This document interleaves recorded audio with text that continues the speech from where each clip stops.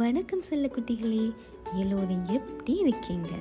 இன்னைக்கு நாம கேட்க போகும் அழகான கதை புறாவும் எறும்பும். ஒரு நாள் ஒரு சின்ன எறும்பு தண்ணீர் தேடி அலைஞ்சு திரிஞ்சிச்சு.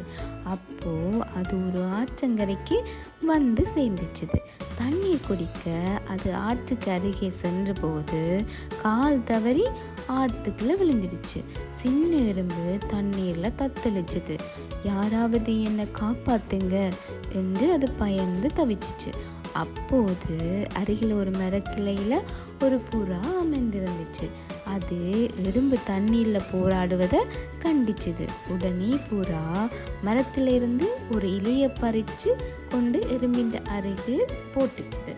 எறும்பு அந்த இலையின் மேலே ஏறி கொண்டுச்சுது. சிறிது நேரத்துல இலை மெதுவா கரையை அடைஞ்சிச்சு. எறும்பு உயிர் தப்பிச்சுது. அது புறாவை நோக்கி, என் உயிரை காப்பாத்தினதுக்கு ரொம்ப நன்றி என்று மகிழ்ச்சியுடன் சொல்லிச்சுது.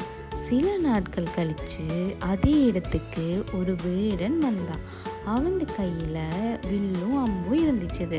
மரத்தின் மேல் இருந்த புறாவை அவன் பார்த்து அதை அடிக்க தயாரானான். அதை கீழே இருந்த எறும்பு பார்த்துச்சுது. உடனே ஓடி வந்து வேடண்ட காலில் அது பள்ளமாக கடிச்சுது. ஐயோ என்று வேடம் வலியால கத்தினான். அவன் கை தவறி அம்பு குறிமாறிச்சுது. அந்த சத்தம் கேட்ட புறா ஆபத்தை உணர்ந்து உடனே பறந்து தப்பிச்சு கொண்டுச்சு. புறா கீழே பார்த்து எறும்பின் உதவிய புரிஞ்சு கொண்டுச்சு. அது மனதுக்குள்ள மிகவும் மகிழ்ந்துச்சுது.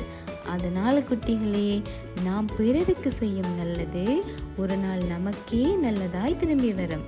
சிறிய உதவி கூட பெரிய உயிரை காப்பாற்றலாம்.